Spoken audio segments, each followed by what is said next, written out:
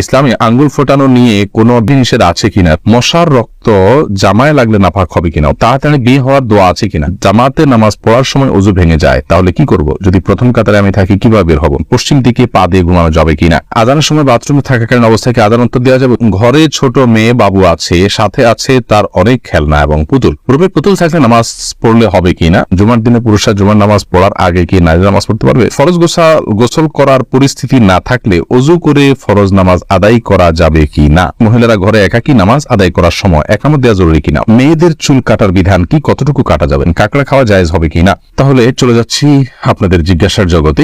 SK-MD Farid জানতে চেয়েছেন মশার রক্ত জামায় লাগলে নাপাক হবে কিনা, উত্তর হলো না, মশার রক্ত জামায় লাগলে নাপাক হবে না, এবং মাছের যে বিষয়টি মশার বিষয়টি একই। এরপরে ইসরাত বর্ণা আপনি জানতেছেন আজানের সময় বাথরুমে থাকাকালীন অবস্থায় কি আজান উত্তর দেওয়া যাবে, উত্তর হলো না, বাথরুমে যেহেতু আল্লাহর নাম নেওয়া এবং জিকির করা হাদিসে নিষেধ রয়েছে, অতএব আপনি বাথরুমে বসে এই কাজটি করতে পারবেন না, বরং সেখানে বসে যথাসম্ভব আপনি মনে মনে জিকির করতে পারেন।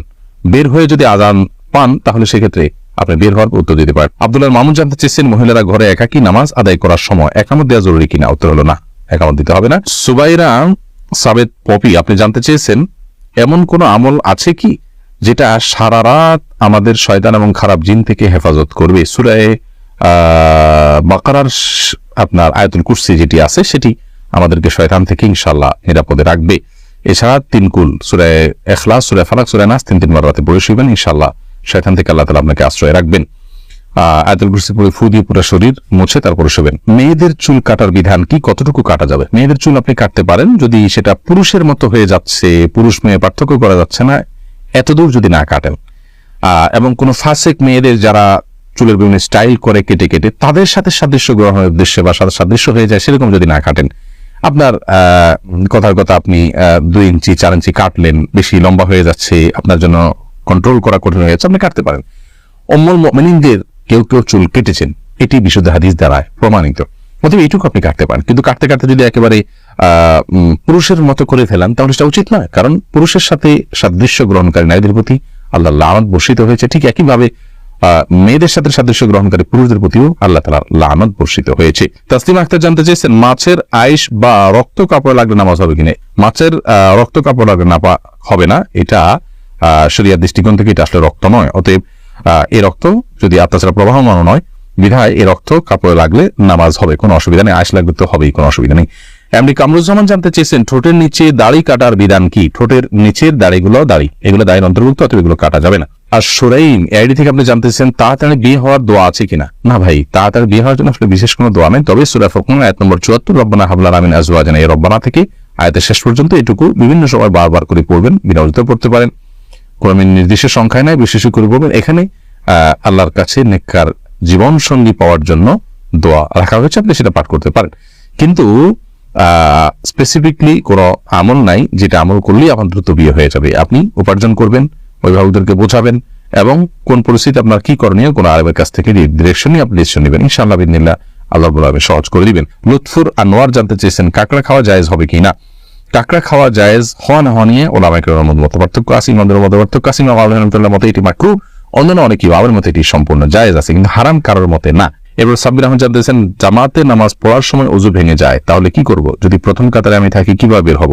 প্রথম কাতারে যদি আপনি থাকেন তাহলে সেক্ষেত্রে আপনাকে চেষ্টা করতে হবে বের হওয়ার জন্য, যদি বের হতে পারেন তো আলহামদুলিল্লাহ। যেমন কোন মসজিদে এখন মডেল মসজিদ যেগুলো হচ্ছে আমাদের দেশে, চারপাশে যাওয়ার জন্য হাঁটার জন্য কিছু জায়গা আলাদা রাখা আছে, টাইলস রাখা আছে, তো সেগুলোতে আপনি হেঁটে যেতে পারলে যাবেন। আর যদি খুব বেশি দীর্ঘ অনেকগুলো কাতার না থাকে, পেছনে 1, 2, 3টা কাতার থাকে, তাহলে হালকা ফাঁক করে আপনি বের হয়ে যাবেন।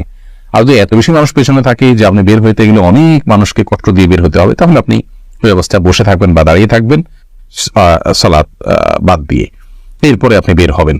রাতে কি হাত ও পায়ের নখ কাটা যাবে কিনা জাকির হোসেন জানতে চেয়েছেন, যাবে, কোনো অসুবিধা নেই, হাত পায়ের নখ রাতে কাটাতে কোনো অসুবিধা নেই।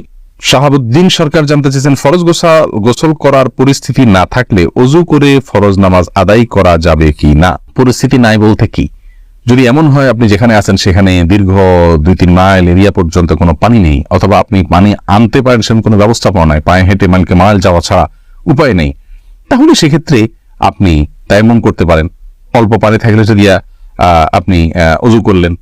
কিন্তু পরিস্থিতি নাই বলতে লোকজন দেখে যাবে, আপনার কাপড় ভিজে যাবে, দ্বিতীয় কাপড় নাই, ভিজা কাপড় দিয়ে আমার নামাজ পড়তে হবে, বা এরকম কোনো কজ যেগুলো আসলে আপনার জন্য কঠিন হলেও অসম্ভব নয়, তাহলে সেটাতে সেই পরিস্থিতিতে আপনার এটা চলবে না।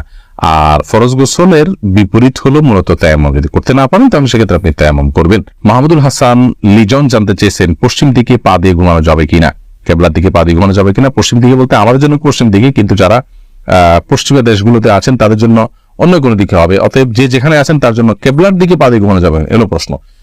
এই প্রশ্নটা হলো যে কোন হাদিসে আসলে কেবলার দিকে পা দিয়ে ঘুমাতে নিষেধ করা হয়েছে, এরকম কোন হাদিস কিন্তু নেই, পাই না আমরা। অতএব কেবলার দিকে পা দিয়ে ঘুমানো মৌলিকভাবে কোন হাদিসে নিষিদ্ধ কোনো বিষয় নয়।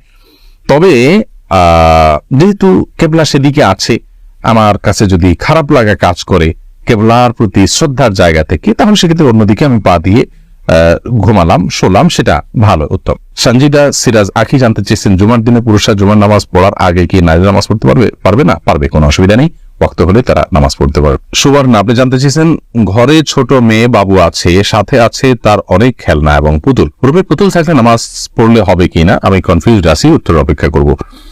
বোন রাবেয়া রাসূল আকরাম সাল্লাল্লাহু আলাইহি সাল্লামের বাসায় আমাদের আয়েশা রাদিয়াল্লাহু তাআলা আনহা পুতুল নিয়ে খেলা করেছেন, এবং আরো নবী সাল্লাল্লাহু আলাইহি ওয়াসাল্লামের বাসায় গিয়েছেন, পুতুল নিয়ে বাচ্চারা খেলেছেন, এরকম প্রমাণ পাওয়া যায়। এর উপর ভিত্তি করে অনেক উলামায়ে কেরামের বক্তব্য হলো যে বাচ্চারা যদি পুতুল নিয়ে খেলা করে তাহলে সেটা জায়েজ রয়েছে, শুধু খেলার জন্য, এটাকে শোপিস হিসাবে রাখার জন্য নয়, শোকেসে প্রদর্শন করার জন্য নয়, খেলা করলো, খাট চোখের নিচে পড়ে থাকলো, বাস এইটুকু করাতে কোনো অসুবিধা নেই, এটা অনেক উলামায়ে কেরাম বলেছেন। আবার অনেক উলামায়ে কেরামের মতে শোপিস, এই খেলনা যদি, পুতুল যদি এরকম হয় যে তার পরিপূর্ণ অবয়ব বোঝা না যায়, যেমন বাচ্চারা খেলনা নিজেরা তৈরি করে, জাস্ট আপনার একটা কাপড়ের অংশ দিয়ে কল্লার হাত বোঝা যায়, কিন্তু চোখ, কান, নাক এরকম আলাদা করে তার প্রতিটা অঙ্গ স্পষ্ট বোঝা যায় না, পূর্ণাঙ্গ অবয়ব বোঝা যায় না, তাহলে সেরকম পুতুল রাখাতে অসুবিধা নেই।